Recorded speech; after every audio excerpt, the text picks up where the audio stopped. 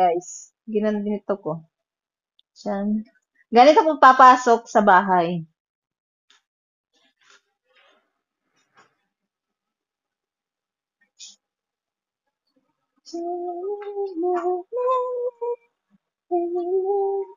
Hindi pantay.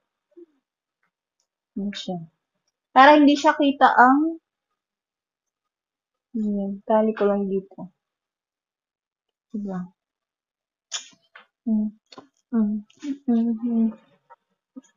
Uwi na ako. Kapagod. Waiting ng bus.